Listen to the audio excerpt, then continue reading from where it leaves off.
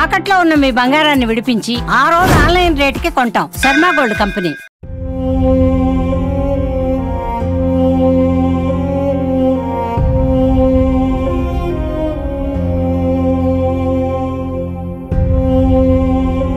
Hi నమస్తే, welcome to Suman TV. నేను మీ విజయ్ కుమార్. ఈరోజు మనం తంబళ్లపల్లి నియోజకవర్గం ములకల చెరువు మండలం వేపూరుకోట గ్రామ పంచాయతీలో అత్యంత ఘోరమైనటువంటి పరిస్థితిలో ఒక కుటుంబానికి చెందినటువంటి ఒక ముగ్గురు యువకులు అత్యంత ఘోరమైనటువంటి స్థితిలో రోడ్డు ప్రమాదంలో మరణించడం అయితే జరిగింది. ఈ యొక్క మరణ వార్త విన్నటువంటి తంబళ్లపల్లి నియోజకవర్గ ప్రజలందరూ కూడా ఒక్కసారిగా ఉలిక్కిపడడం కూడా ఇక్కడ ఒకసారి గమనించుకోవచ్చు. ఎందుకంటే అభం శుభం తెలియనటువంటి ఆ యొక్క యువకులను చూస్తుంటే ఒక్కసారిగా ఈ యొక్క వేపూరుకోట గ్రామమే కాకుండా తంబళ్లపల్లి నియోజకవర్గం మొత్తం కూడా శోక సముద్రంలో మునిగిపోయిందని చెప్పేసి కూడా తెలుసుకునే ప్రయత్నం చేయొచ్చు. అదేవిధంగా రాత్రి జరిగినటువంటి యాక్సిడెంట్ని మనం పూర్తిగా పరిశీలించినట్లయితే అక్కడ వారు హెల్మెట్లు కానీ వాడి ఉంటే దాదాపుగా ఇద్దరైనా సరే ఇక్కడ వారు ప్రాణాలతో బయటపడే వాళ్ళని చెప్పేసి కూడా మనం తెలుసుకోవచ్చు.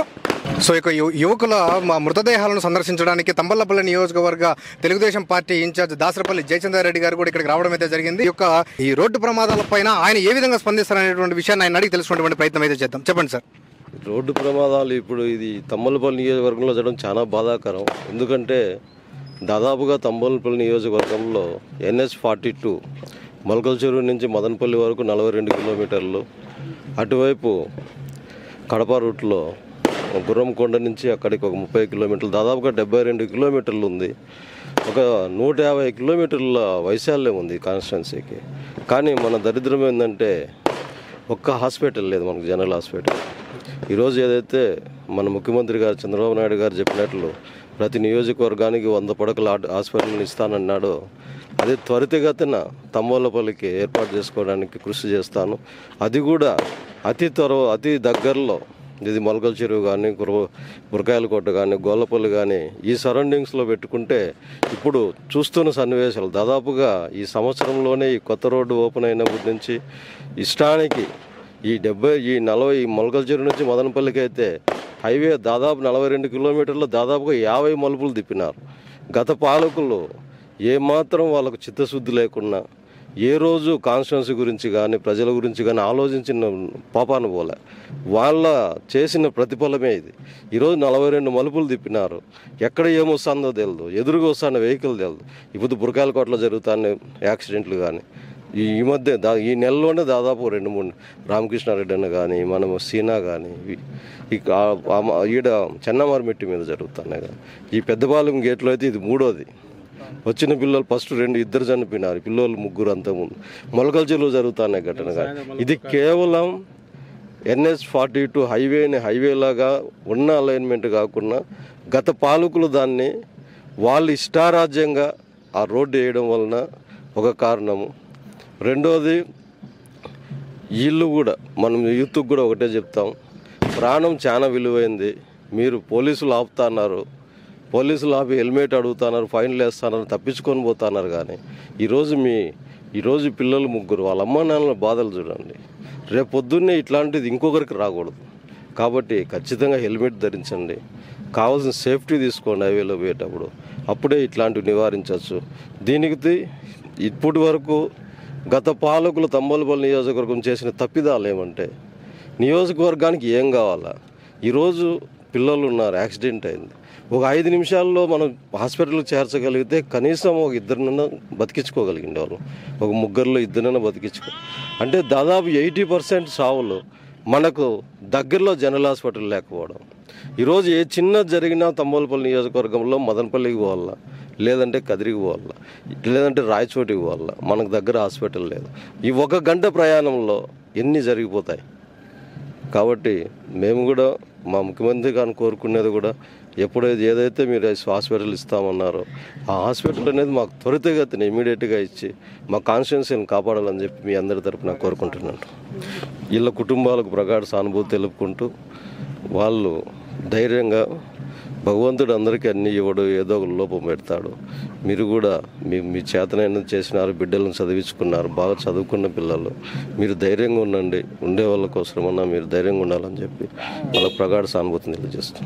ఇక్కడ స్థానికంగా నివాసం ఉండేటువంటి ఇక్కడ కమర్షియల్ కాంప్లెక్స్ లో ఒక వ్యాపారస్తుడు మనతో పాటు ఉన్నారు. ఆయన అడిగి ఇక్కడ ఏం జరుగుతుంది అంటే రోడ్డు ప్రమాదాలు ఏ విధంగా జరుగుతున్నటువంటి అంశాలు అంటే మనం క్షుణ్ణంగా అడిగి తెలుసుకునేటువంటి ప్రయత్నం చేద్దాం. సార్ చెప్పండి సార్, ఇక్కడ మనకు దాదాపుగా అంటే NH-42 అనేది ఒక యమపాకి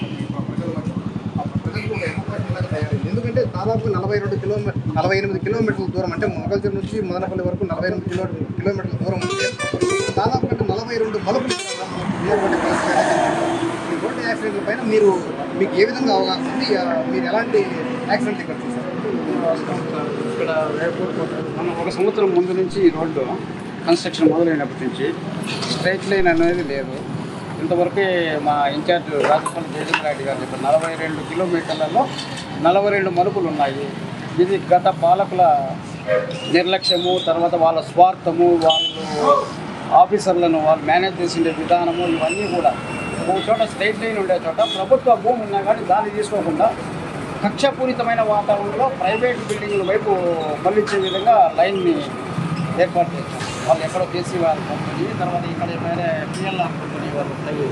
ఈ రోడ్డు నిర్మాణం సక్రమంగా లేని దాని వల్లనే ఈ విధంగా జరుగుతున్నాయి. ఎక్కడ ఎప్పుడు ఏం జరుగుతుందో కూడా తెలియదు. ఇప్పుడు ఈ మధ్య రీసెంట్గా 15 రోజులప్పుడు ఒక ముస్లిం మహిళ ఇక్కడ రోడ్డు క్రాస్ ఈ ఎడ్జ్లో ఆ లారీ వాడు వచ్చి అక్కడ ప్లేస్ ఉన్నా కానీ అక్కడ ఎడ్జ్ ఇది ఉంది. మా కళ్ళ ముందరే చిన్న పసిబిడ్డను మేము తీసుకొచ్చి ఇక్కడ పెట్టి వాళ్ళకి పాలు దాపి ఆ బిడ్డ ఇప్పుడు బతుకుంది.